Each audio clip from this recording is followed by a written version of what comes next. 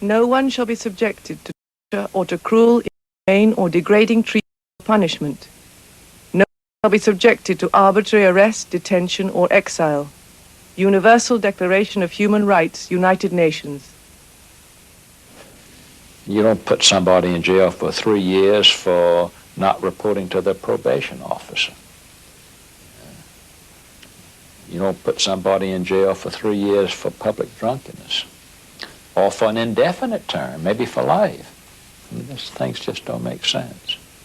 If you told me 15 years ago this could happen in the United States, I would have said it's impossible.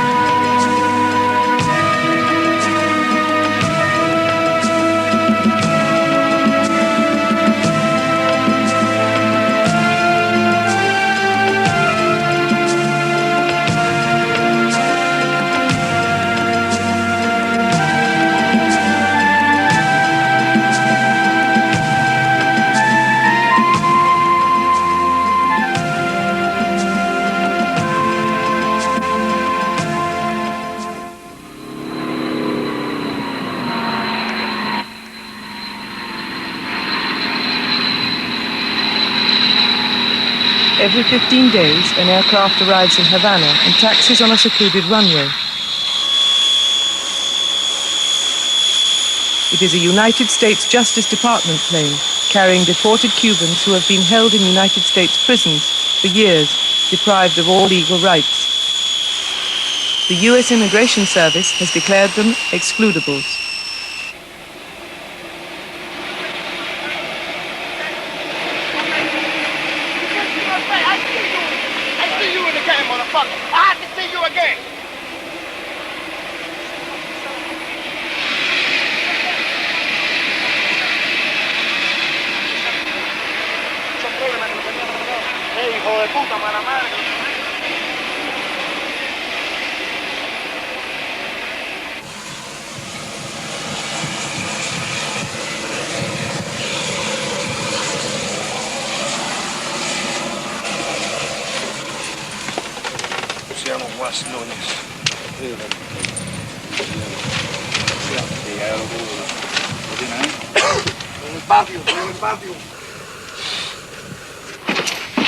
Su nombre es Padre Hernández Guerra. ¿Está bien?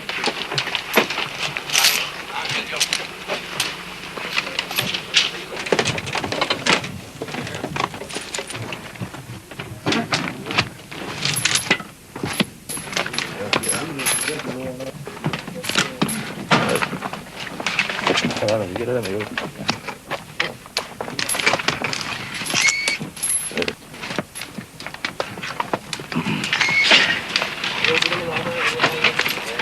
Arriba, no, pero abajo sí. Que no va a caminar con cabeza.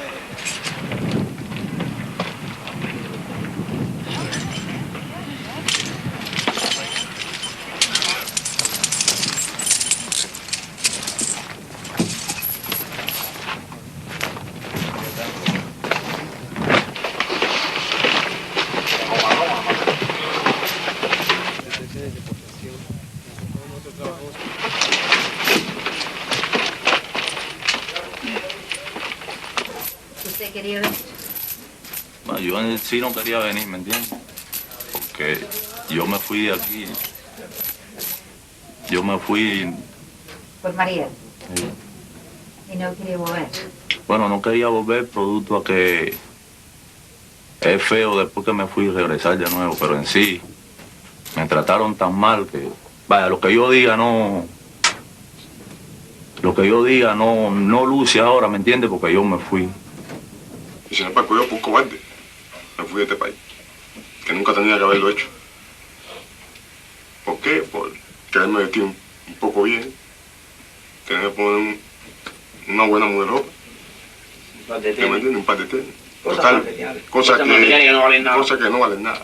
Es mejor los padres de uno que Más vale el sufrimiento de la familia de uno. no la sufrimiento con lo pasado. Y el honor de la patria. Hice una cosa indebida, está bien. ¿Qué hiciste? Usar droga, Droga. ¿me entiendes? Pero aquí en este país yo nunca lo usé. Sin embargo, en ese país, perversiones de muchachada, de juventud, ¿se sabe? ¿Y usted estaba preso aquí antes de salir? Yo no, No. no. Ay, no. ¿Qué edad tenías cuando te fuiste? Tenía 18 años. En experiencia fuera con mi abuela. Es mejor así. Manejar sin licencia me tuvieron preso 10 años. ¿Cómo? Manejar sin licencia. No, borracho. Me Sí. había dado unos tragos. 10 años. ¿Y cuánto te condenaron? 6 meses. ¿Y después? Hasta ahora. Mire ese muchacho que está ahí, ese muchacho que está ahí. ¿Cuál? Ese que usted estaba hablando. Ese muchacho cubano con él. Muchacho que simplemente cometió una violación del tráfico. Sufrimiento, maltrato, vejaciones, humillaciones, golpes, racismo, Y el negro con el racismo, video. Dile así, claro, tiene que dar racismo, un sí, racismo, negro lleva un racismo al vivo. Arriba un lunar que tengo ahí me dieron con palo allá. Con un palo, con unos palos negros que tienen ellos ahí, que lo traen ahí en el avión. Porque han fabricado una tonga de locos allá diciéndose lo que el gobierno los mandó locos. Le dan toracina. Toracina es una pastilla que es un sedante, pero tiene, está graduada en diferentes gramos. Hay toracina de 50. No, a mí no. Pero conozco personas que se las dieron. Personas que yo las conozco de Cuba que no tenían ningún tipo de desequilibrio mental. O sea, el leve mental de ellos era normal. Y esas personas con toracina la han vuelto locas. Y dicen que en Atlanta había un Sí, médico... se llama Martinón, puertorriqueño. Sí, mire, ese hombre se tuvo que matar, mire, él se cortó todo, la medicina, mire los brazos de ese hombre, mire. ¿Y tienes familia acá? ¿Quién tú tienes acá? Toda mi familia, ¿Quién? mi mamá y mi hermano y mi familia completa. Ellos saben que tú vienes. A él no lo dejaron nunca estar en la calle. Estuvo los 11 años y medio, estaba en un hospital y preso lo tenía. ¿Tú estabas los 11 años en la cárcel? Sí, nunca lo dejaron salir a la calle. Muchos tienen miedo de hablar, pero yo no tengo miedo porque no tengo nada que hablar bueno de ellos. Diariamente, maltratando, amarrado, con una caja de piedra, 43 pesos. 43 pesos que usted coge un disco de estoja porque no tiene donde comer ni tiene donde vivir. Que tú te lo robes, eso, porque yo sí me lo robé, pero no era para que estuviera 10 años preso. 43 pesos. Llevo 10 años preso. Aquí me encuentro, en este lugar, Sí. con la enfermedad de SIDA. Entonces me han regresado a mi patria y me siento muy contento de haber regresado a mi patria, pero me siento también abochornado en llegar a mi patria con esta enfermedad. Que será un golpe demasiado duro para mi mamá y mi familia. Y si al caso voy a morir, moriré en mi país el día que tenga que morir. Y no voy a morir fuera del país. Siempre voy a tener a alguien que me pueda velar, lo que sea, pueda derramar lágrimas por mí. Que es lo que me siento abochornado en estar al país con este tipo de enfermedad. No nada de eso. Me siento contento y alegre al mismo tiempo. Esto es mío, esta es mi patria. No me importa lo que piense nadie, esa es mi opinión.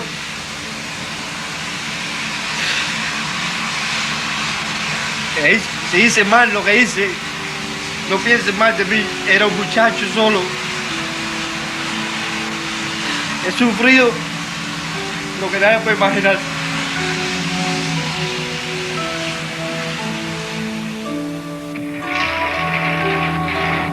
These men are now on their way to a Cuban prison. In 1980, they were part of a massive exodus to the United States. It was called the Mariel boat bridge. Until August 1994, the Cubans were the only people in the world granted unconditional sanctuary in the United States, but the Marielitos were exceptions to this privilege.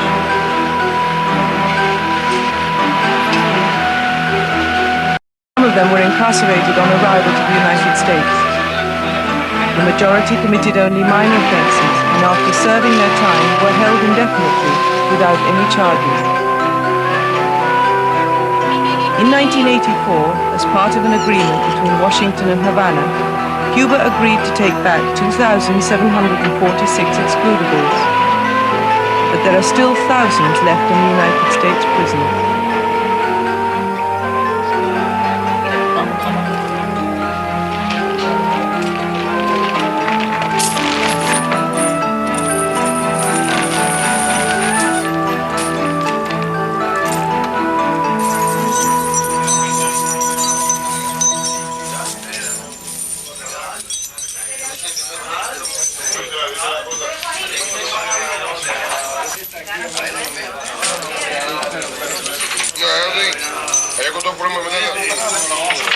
Ya lo que pasó, pasó, eso no se puede, no podemos cambiar eso, pero sí podemos comenzar a partir de ahora una vida distinta.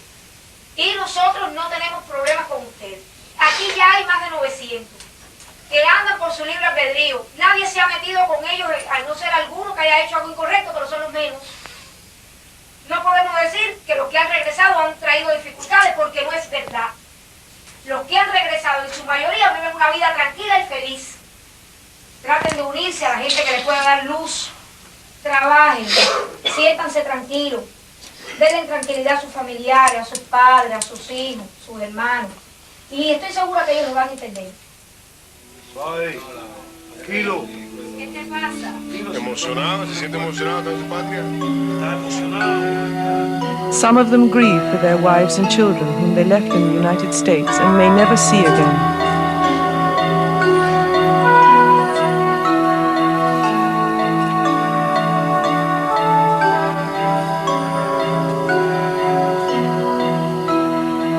They will spend 40 days in this Cuban prison while their cases are reviewed.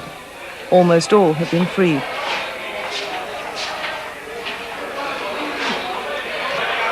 Here they are held in a special section reserved for the Excludables. Nosotros violaron todos los derechos humanos, ¿me entiendes? Todos los derechos humanos. Yo me metí preso 10 años en los Estados Unidos. Nosotros estamos aquí, ya nosotros pasamos eso ya.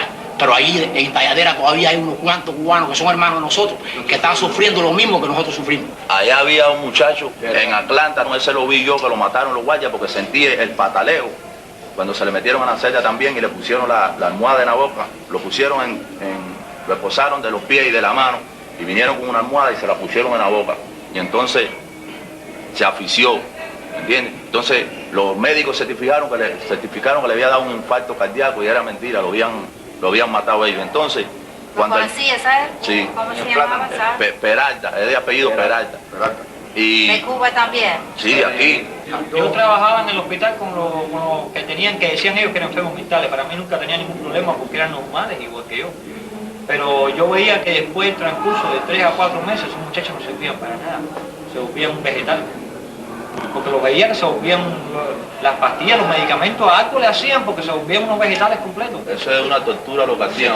¿Qué decía Martino? Martinón mandaba que se le hicieran los tratamientos, eso. Él hablaba, él tenía una reunión con todos los pasilleros y todos los órdenes que trabajamos y decía, cualquier loco, porque se refería a loco, no decía ni paciente, decía cualquier loco que tenga cualquier cosa, que me lo digan por la mañana para tripliarle la dosis para ver si hacemos un invento nuevo con él. Así mismo lo decía. Lo sufrí. A mí me cogieron, me llevaron para el hospital, después que me dieron tremenda paliza. Entonces me amarraron de la cama 72 horas por los pies y por la mano. Y vinieron y me pusieron una inyección de toracina. Entonces la inyección de toracina le brilla el cuello, le vira el cuello a usted. ¿Me entiende? Y entonces me viró, la toracina me viró el cuello y así tuve 72 horas. Entonces dice que nosotros somos criminales. ¿Por qué?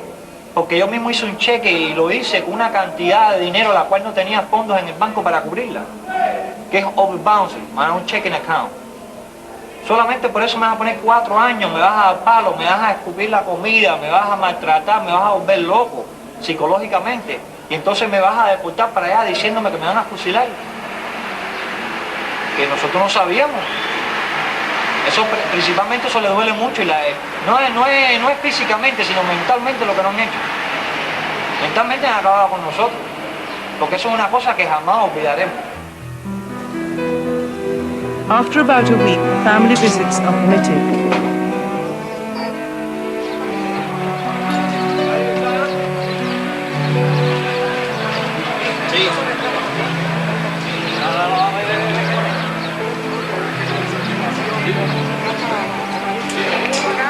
¿Cuánto tiempo usted no lo ve? 12 años. Mira eso. ¿Cómo se llama él? Israel Gómez Castañeda. Está muy contenta.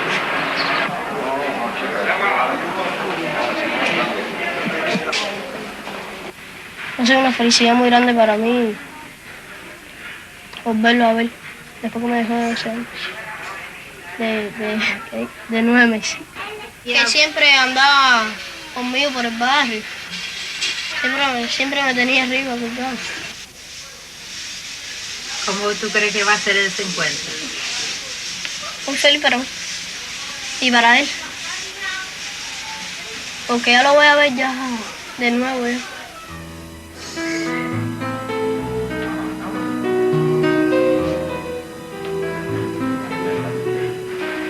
These men have not seen their families since 1980.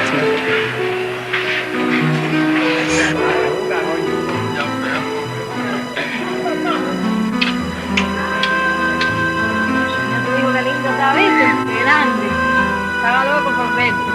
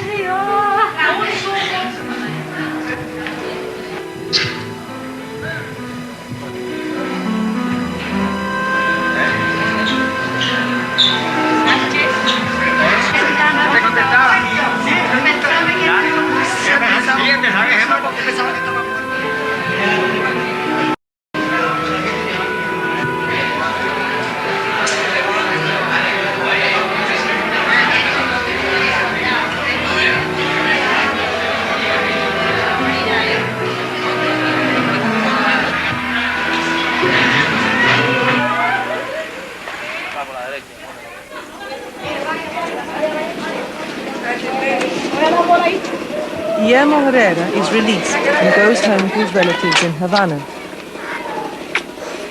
Ya, mijo, ya. Ya no llore, no llore. Ya no. No llore, no llore. No llore. Ya. Querida. Qué bueno que estás aquí, mijito. Mira, Tony, ese es mío, Tony.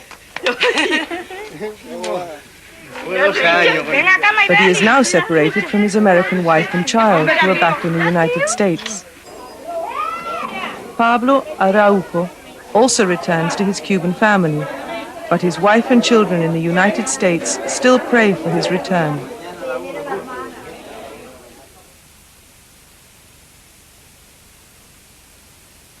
Y en Cuba ahora mismo llevo un año en la calle y a mí no me han molestado en mi casa.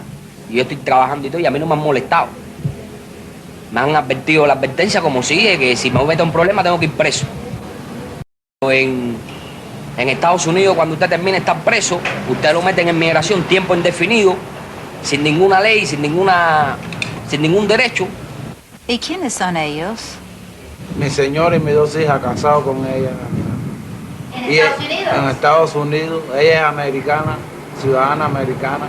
Y mis ¿Son 2 hijos tuyos? son hijos míos nacidos allá y ellos dicen que esto no determina en nada. ¿Y ella no pudo hacer nada? ¿Ella Ella trató de hacerla, ahí está él que estaba conmigo, que iba ella a la visita a verme y me puso abogado y luchó por sacarme y ellos decían que eso no determinaba en nada, que a ellos eso no les importa, que de todas maneras yo era cubano y Marielito y que venía para acá. Tengo 3 hijos, una niña de 11 años. ¿Son suyos? Es mío, ciudadano americano. ¿Y la esposa? Ciudadana americana. ¿Y qué dijeron ustedes? Ellos dicen de que ellos son americanos, pero que era cubano. ¿Y ellos no te pudo sacar de la cárcel? No había ley que nos pudiera sacar de la cárcel a nosotros. Esperando 10 años por él. ¿Cómo? Esperando 10 años. ¿Esperaste 10 años por él? Ya iba aquí. Yo estuve 6 años y medio preso por inmigración por gusto en los Estados Unidos. ¿Por gusto? ¿Por qué? Yo cumplí mi sanción el 31 de mayo de 1985. Y me cogió inmigración hasta el 13 de junio del 91 que vine para acá. Estuve 3 años en Talladega. ¿Talladega? 3 años en Talladega. ¿Muy duro? Duro. A mí me reclaman en todo el mundo, yo soy el padre de Fidel Castro. ¿Tú eres qué? El padre de Fidel Castro. Fíjense cómo lo tiene. Soy el padre de Fidel Castro. Todavía le queda algo de Martinón. No, es cosa siempre. Bueno, pues todo eso que usted ve es producto de Martinón. Todos estos muchachos que usted está mirando aquí, en Atlanta, los estaban portón en el edificio número 6. Las prisiones en Estados Unidos se tomaron por las violaciones que habían dentro de la prisión de Estados Unidos, por lo menos con nosotros los cubanos. Yo tuve 18 días esposado, yo tenía que bañarme, defecar, comer y dormir de esa misma forma. Esposado con una cadena por aquí así que todavía me quedan huellas aquí de las marcas de las esposas. Yo me metí 17 días amarrado de aquí a aquí. Tenía que comer así, que hay veces y pasaban a recoger el plato de la comida a los 3 minutos. Y entonces el compañero mío de celda me daba mi comida a mí hoy. El almuerzo me lo daba a mí. Y entonces yo me quedaba sin comer para poderle dar la comida a él. Y para él usar el baño, él tenía que usar el baño y yo limpiarlo a él. Y él después que yo si quería usar el baño, él limpiarme a mí, porque estaban amarrados. Y en el suelo frío. Y sin colchón en el suelo. Y sin coger yardas, sin bañarnos 17 días. Y tremenda pena. ¿Qué derechos humanos hay en el gobierno americano? Entonces el caso de nosotros, sí, el caso de nosotros, Marielito, una persona que se robó un bistec en una tienda, una persona que se robó 43 pesos, una persona que los mismos cubanos lo cogieron y le dieron, vende esta droga en la esquina, porque nosotros cuando fuimos para Estados Unidos, nosotros no conocíamos la marihuana, nosotros no conocíamos la cocaína, nosotros no conocíamos los asaltos, nosotros no conocíamos la prostitución, porque aquí los robos que hay aquí, estos son delincuentes matreros.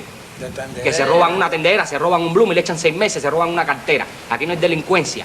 En Estados Unidos un niño de 12 años te asalta una bodega. Un niño de 9 años, las madres fuman marihuana delante de sus hijos. Entonces, esos no son delincuentes. Delincuentes somos nosotros que llegamos a un país porque quisimos. The story of the Excludables really begins in the Cuban port of Mariel, where hundreds of boats arrive from Florida to pick up those who wish to emigrate. It is said that about 2,000 Cubans who were in prison at the time were also included in the boat movement. They were part of some 125,000 who left in 1980. Primero que voy a hacer es dar un saludo a Cacho, ya que nos está esperando con el corazón y los brazos abiertos. The Mariel boat trip was another episode in the ongoing US-Cuban conflict.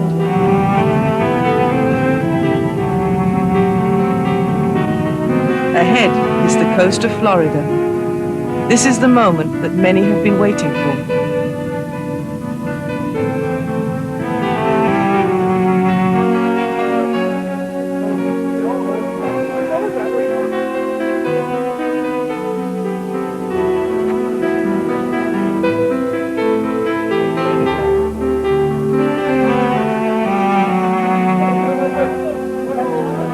The arrival of so many under such unusual circumstances created problems for all concerned.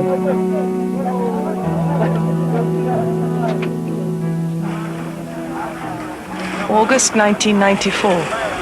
Another wave of Cubans emigrate to Florida, this time in makeshift rafts and fragile boats.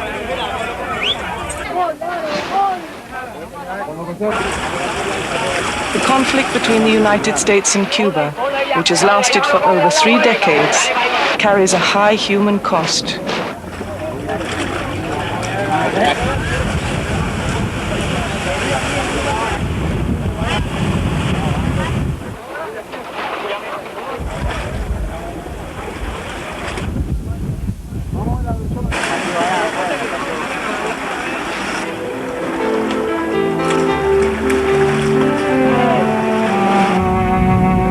In a reversal of policy and in contrast to its attitude during the Mariel emigration, now the Coast Guards pick them up on the high seas, thereby preventing them from reaching the United States. Wayne Smith was head of the U.S. interest section in Havana during the Mariel exodus. We could have avoided all this. Why did the United States government not answer the Cuban protest notes or take any position on maritime hijacking? Again, had we done so, this all might have been avoided. So I think while the Cubans must bear their share of the responsibility, I mean, they miscalculated also, but the initial responsibility for bringing about the situation that led to Mariel resides with the United States government and its failure to respond to this growing problem. In a speech, then President Carter did invite them with an open heart and open arms. When they first came over, they were looked upon as heroes, as people who were leaving a communist government in Cuba and were seeking a better life. But what started out as basically a welcoming very soon became just the opposite. Interestingly enough, the Cuban community in Miami was not really very helpful to the Mariel Cubans. Why? Well, for a couple of reasons. First of all, I think most important, they were of a different socioeconomic class than many of the Cubans who came over in the 60s, for instance. The Mariel Cubans were poorer for the most part, and many of them were black, and I think there was an element of racism involved. Well, here it was a matter of years that went by, and in many cases people were paroled in and allowed to come into the United States, and then they got in trouble with the law for one reason or another, possession of a marijuana cigarette or a petty theft, whatever it was, and having served their jail sentences, found that the U.S. considered them to have violated their parole, and rather than being released, they were sent to a detention facility to be held indefinitely until they could be deported. That clearly created all kinds of civil rights problems when people who are living in the United States are told they have no rights. You have an explosive situation on your hands. They stayed for years in the federal penitentiary in Atlanta, having committed no crime, without any hearings, without any access to legal redress. The Atlanta Federal Penitentiary is one of the oldest prisons in the United States. This is where the Immigration Service held many of the Marielitos they were trying to deport. In 1986, there were almost 2,000 of them here, not one of them serving a sentence for any crime. They were called detainees. That year, a congressional committee took an interest in the Cubans, investigated and published this report. They condemned what they called warehousing of detainees. They called it brutal and dehumanizing. Indefinite detention was a fundamental human rights dilemma for the United States. The Cubans had many complaints about Atlanta, but we discovered one that had not surfaced publicly before: the widespread misuse of drugs such as the powerful antipsychotic Thorazine. The institution got significantly more money for looking after psychiatric cases than for ordinary inmates. This practice was blamed on an assistant warden named Dr. Martino. Martinón mandaba que se le hiciera los Martinón lo que hizo fue Martinón es el manager de los Estados Unidos. We located Dr. Bolivar Martino, who now works in a veterans hospital in Dublin, Georgia. He was chief psychiatrist in Atlanta.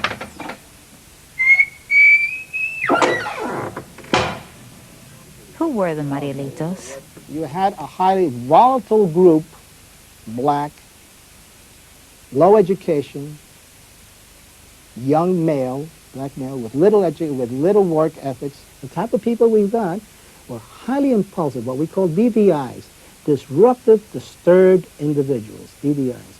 It's not a psychiatric term, but it's a very good term when dealing with correctional people. You got the borderline, you got the paranoid, you got the atypical, and the schizoid. And each one is a different type of personality. And then we had what we came up with normal. Out of 1,109, normal at that time was 48. The whole prison, as far as I was concerned, was really a psychiatric social laboratory. It was just fabulous. The heart of the social laboratory was cell block C. It was here that Dr. Martineau treated his cases. They were kept in line by a combination of drugs and physical abuse. Earl Lawson also knew Dr. Martineau. He was a correction officer in Atlanta and was taken hostage by the Cubans during the Atlanta prison takeover. He is now retired. This is Dr. Martineau. You knew him? Yes, I get emotional feeling in dealing with. In my opinion, Dr. Martineau is a snake in the grass. He was not particularly appreciated by none of the staff. He was not particularly appreciated by the detainees. He did not enjoy the respect of anybody. He had the power of chief medical officer, which is a very powerful position within the institution. And I believe Dr. Martineau would have worked well back under the Hitler regime. I think that he had no feeling of sensitivity toward anybody. Ciro del Castillo, Cuban architect in Miami, worked in Fort Chaffee with the Marielitos, and it was there that he met Dr. Martineau. ¿Y por qué no querían al doctor Martineau? Por el trato que les daba, o sea, no los consideraba, o sea, los inyectaba, les daba las pastillas, los amarraba, o sea, los amarraba a las camas esas para poderlos controlar y después de eso, porque pues recomendaba que no les dieran un patrocinador, que era por dinero, que entonces ya no podían salir del campamento, porque refugiado que salía del campamento era un caso menos que ellos tenían para poder seguir ganando dinero. Entonces, mientras más refugiados pudieran mantener allí, mientras más refugiados producto de la atmósfera se pusieran más depresivos, más ellos iban a poder seguir viviendo de los refugiados, viviendo de los cubanos del Mariel, que es en definitiva lo que mucha gente ha hecho durante todos estos años, vivir de los refugiados del Mariel. Mi asunción es, si estaban haciendo en Atlanta lo mismo que hacían en Fort Chaffee, no pongo en duda cualquier cosa que haya pasado en Atlanta. But I can tell you this, I witnessed some horrific things in the Atlanta penitentiary. And we are America, and nobody in America deserves to be locked down on all fours and to urinate all over yourself for 3 days. Nobody. Denny McLean was a famous baseball player. He is now a radio personality in Ohio. He was in Atlanta with the Cubans and wrote a book on his experiences. You know, I've got great compassion for what they put those people through. As hard as we think it was for us, they didn't screw with the Americans the way they screwed with the Cubans. Their idea was hit them with Thorazine. First of all, tie him down, handcuff him down to the gurney, and hit him with Thorazine. That's what their whole program was. When you have a doctor who is prescribing it and injecting it like it's just lemonade, I mean, something is wrong. And the guy, if he still got a medical license, it'd be outrageous if this man, God forbid he's practicing on anybody today. Dr. Martineau, would it surprise you to know that a lot of the people that passed through Atlanta blame you for an awful lot of their grievances? Me personally? Yes, you personally. Dr. Martineau's name comes up a lot. lot. Dr. Martineau, of course, was the chief medical officer. Weren't you the deputy warden? Yes, social. Yeah, definitely. Doesn't it surprise you? No, because again, number one, the vast majority of the people we had there were antisocial type personalities. We have a video with people you probably recognize who speak about serious human rights abuses. May we show it to you? Sure. se llama Martinón,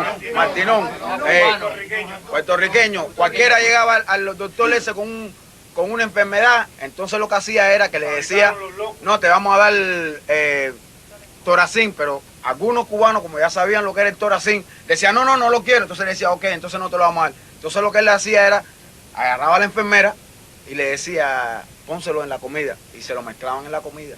Yo estuve en Atlanta y había personas, yo no, porque nunca tomaba nada para los nervios. Y había personas que le decían que no podían dormir.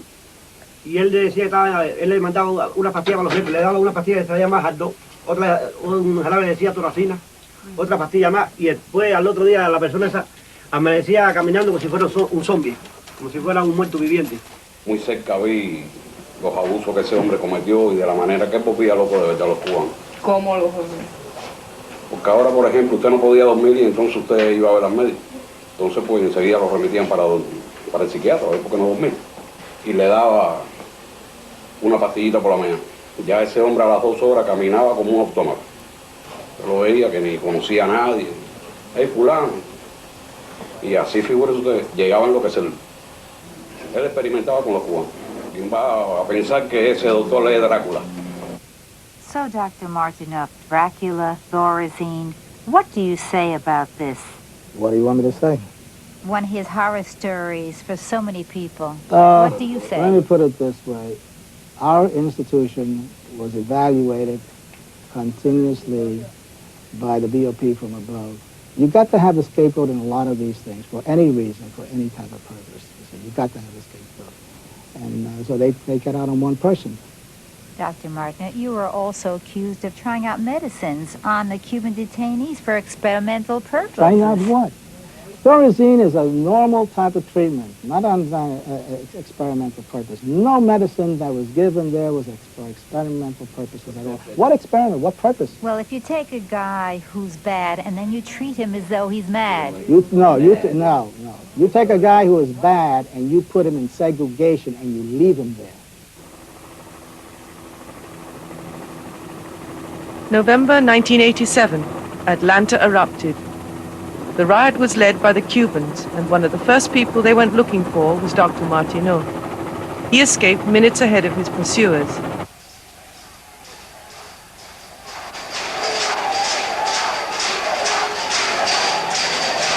The spark that ignited the biggest prison riot in US history was the announcement that the deportations that had been suspended for 2 years would be resumed. Many of these Cubans had already been approved for release in the US. The Cubans took 89 hostages and held control of the prison for 12 days. It was then that some organizations publicly came to the support of the detainees and their families.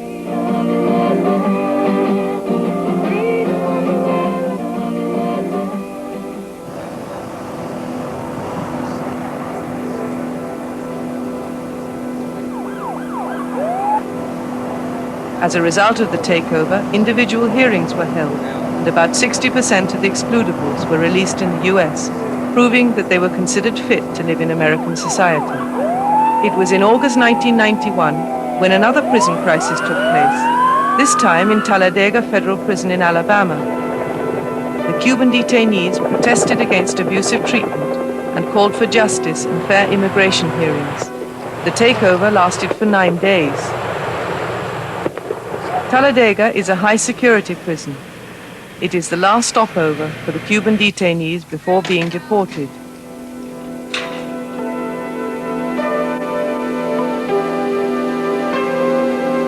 It is a cold November morning in 1992. Another group of deportees, officially called Excludables, are about to leave for Cuba. They've been in the US since 1980. Many have wives and children here.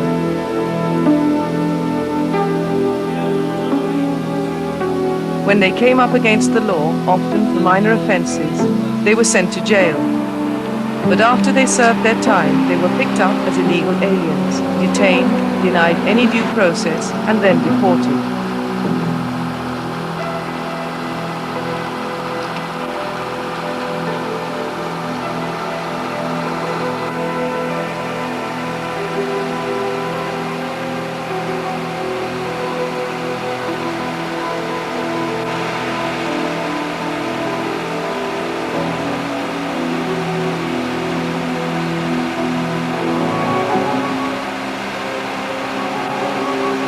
Pablo Araujo was a teenager when he joined the Mariel boat lift.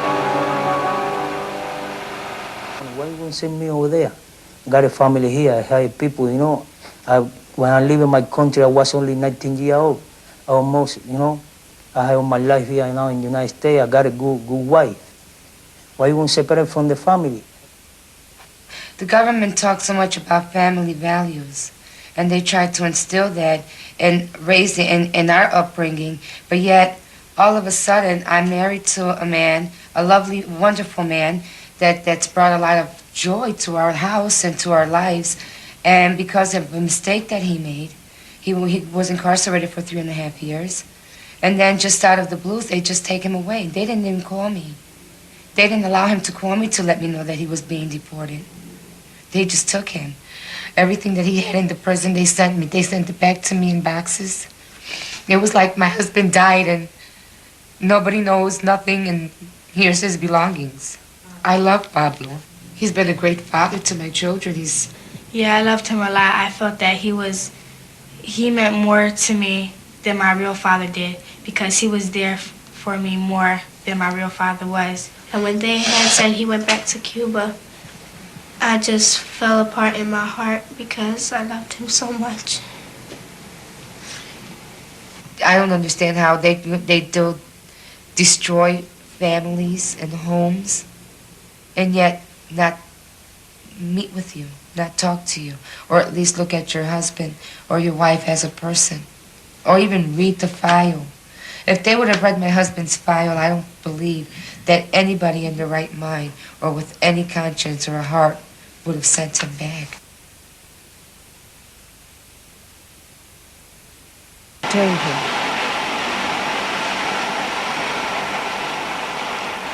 I don't consider myself a dangerous man. I don't have any serious charge to be deported. Terry Ketchel is married to Guillermo Herrera. Guillermo became an excludable as the result of a charge which was subsequently dropped. Years later, immigration arrested him after he went to apply for a work permit. His wife remembers. The immigrations came to our house about 5:30 in the morning, surrounded our house, said they were immigrations, identified themselves. As soon as they opened up the door, kind of threw him around, and we really didn't know what was going on. Said that they had been looking for him for 12 years, that he was being sent back to Cuba, and I asked why. They said, you know why? They basically wouldn't tell me much of anything. It was all a shock to Guillermo and I both as to why they did this. I still don't understand why. I still have a very hard time understanding why they did this. I feel like he's died because he was just taken away from me. He has a daughter here, my son, which is basically his stepson. So it's been very hard for all of us, very hard. His lawyer could not understand. Even a guy that I spoke to at immigration said, well, let me look at his file. Let me see exactly what this man has done. Because I bugged him. I constantly bugged him. I opened up his file and looked at it and he said, oh, my God, he hasn't done anything. That was his exact words. And I said, well, then why is he being sent back? Well, this is something from 12 years ago, so then he's going to... It's a very hard situation, like I said, for all of us, for myself, for Guillermo, for his daughter, and because when they took him away from me, it just felt like they ripped my heart out. I'll never see this man again. I don't want to.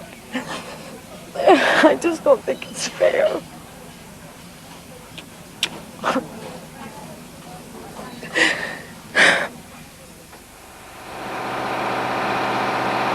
With Guillermo, total number deported will reach 1,000.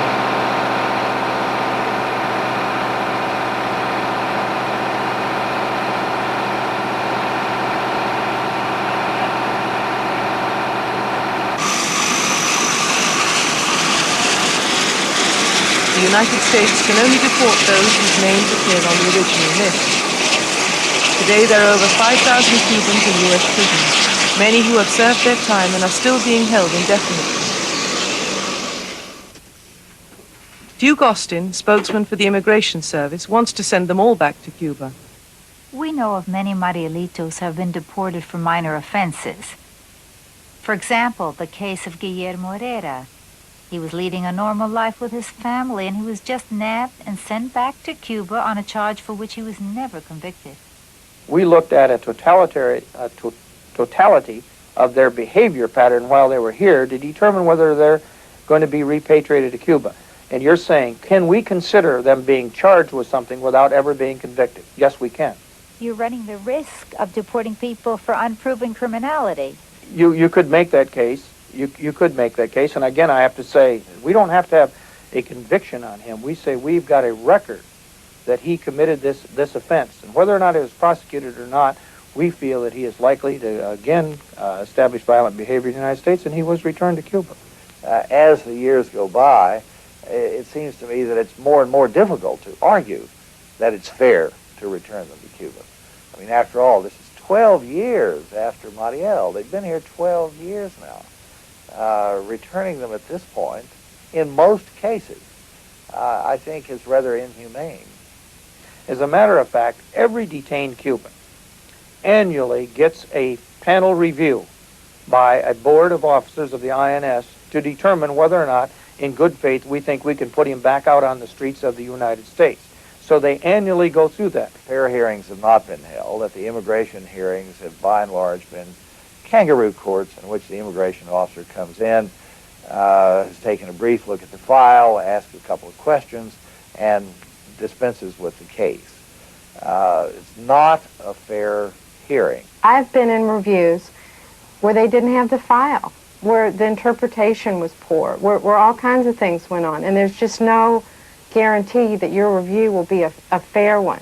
And then even if they recommend you for release, your stuff was sent to Washington, and the INS in Washington made the final decision. So it was a very arbitrary process. So while people such as Mr. Austin claim that the detainees have all kinds of rights to go to court, when they get to court, the courts refuse to hear the cases because the government argues that they don't have a right to be in court.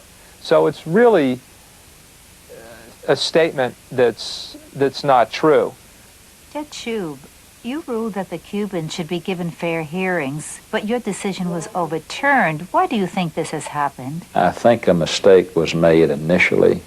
A decision was made that these people are all dangerous, and nobody wanted to back down on that decision. That came from the top levels of government, and nobody had the guts to say we were wrong. I mean, these things just don't make sense.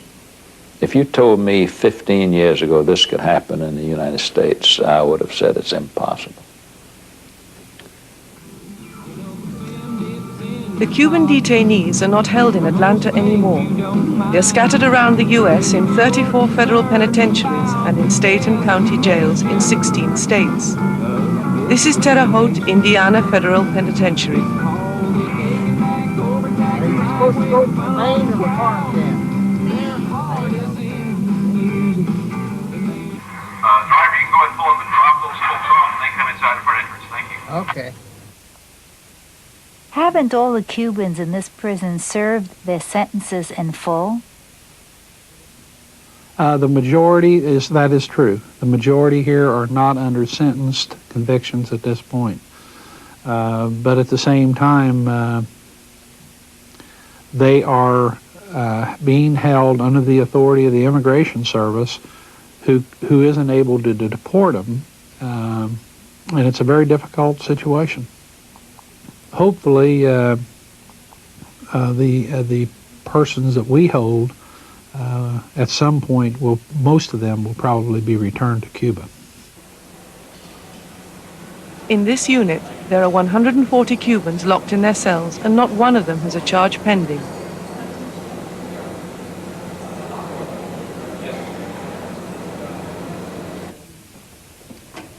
At this prison, we were able to speak to 3 Cubans.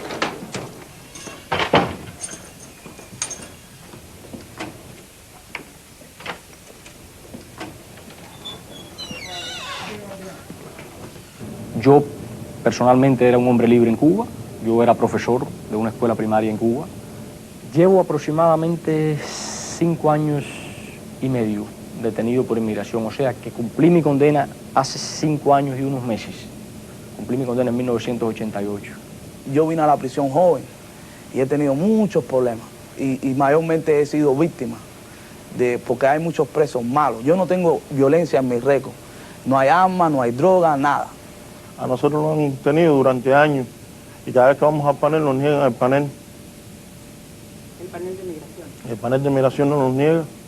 Sencillamente yo llevo ya 3 paneles, voy al 4.º panel y cada vez que voy al panel me lo niegan porque dice que Washington me niega el panel. Había un muchachito bien jovencito, 20 y tantos años. Su madre había llegado de Cuba hacía 2 semanas. Y el panel de revisión a lo cual nosotros nos sometemos cada año a una entrevista, pues le había negado la libertad por segunda vez. Según la persona que vivía con él en la celda, nos dijo a los otros muchachos que él lo había oído hablar con su madre bien deprimido, bien triste, y le había dicho: mamá, ya no puedo más, es la segunda vez que me niegan. La mamá le dijo: mijo, tranquilo, espera. Pero el muchacho no pudo esperar y esa misma noche se ahorcó con una sábana. Y he sido víctima 2 veces en esta prisión en 1 año de asalto serio. Primero con un tubo, otra persona que está haciendo tiempo me cayó a tubazo cuando yo estaba viendo la televisión, por poco me mata y no hicieron nada. Lo que hicieron que le dieron un traslado a esa otra persona. A mí me dejaron aquí. Ahora otra persona me cortó la cara en el comedor. Esa cicatriz. ¿Ve? No sé, un cuchillo, yo no sé. Yo estaba comiendo, este preso vino por la espalda y me cortó. ¿Se imagina lo que es 24 horas al día mirando unas rejas y una pared, pensando y pensando y pensando, no saber qué será el futuro, no saber cuándo vamos a salir de aquí, si vamos a salir de aquí, o si vamos a salir vivos, o si mañana nos vamos a morir aquí? Creo que es frustrante, es desesperante. Yo lo que deseo es ser libre y volver a trabajar, a estar al lado de mi hijo o al lado de mi familia. Me parece que ellos entienden que lo que están haciendo no está correcto, pero lo siguen haciendo con la esperanza o están esperando conseguir algún tratado con Fidel o el comunismo para deportarnos. Pero esa oportunidad a ellos no la ha llegado, no se la ha dado y ellos lo que están esperando, de la misma manera que esperan que se caiga el comunismo. Si el comunismo se cae y Cuba vuelve a renacer, entonces nosotros vamos a ser automáticamente deportados. Eso me parece que es los planes que ellos puedan tener.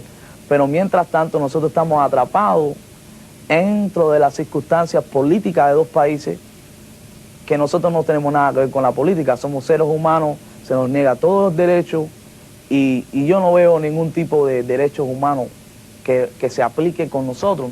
Yo desearía que los Estados Unidos comprendieran de que nosotros tenemos derechos a ser libres y que nosotros somos seres humanos también. You have to admit that the situation of these Cubans has led to human rights abuses. Well, you're saying it's led to human rights abuses. I'd say Many it's led... people are, too. Well, a lot of them are. But I don't buy into human rights abuses. I'd say they're an aberration to normal immigration policy internationally.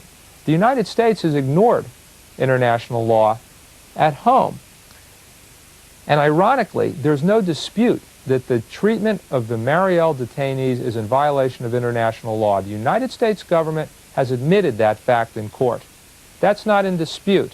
The only question has been whether the United States government has to apply international law. It's a very technical argument, and the courts have upheld the government's claim that international law does not apply.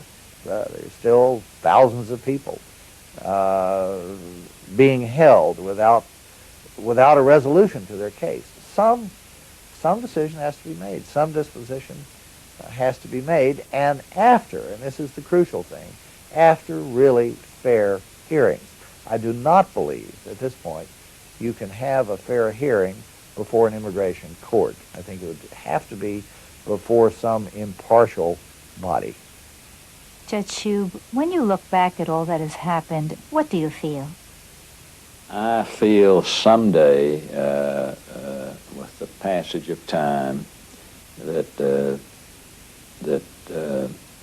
we will realize that the government has made some very bad judgment calls, and it's going to be a very embarrassing part of our history that we jailed this number of people without trials, subjected them to inhumane treatment in the penitentiary and overcrowded conditions for years. A lot of people died as a result of it. We disrupted many families, and a lot of people suffered. And I think history is not going to record with any great approval of our activities during this period. Never thought this could happen in America, but it can.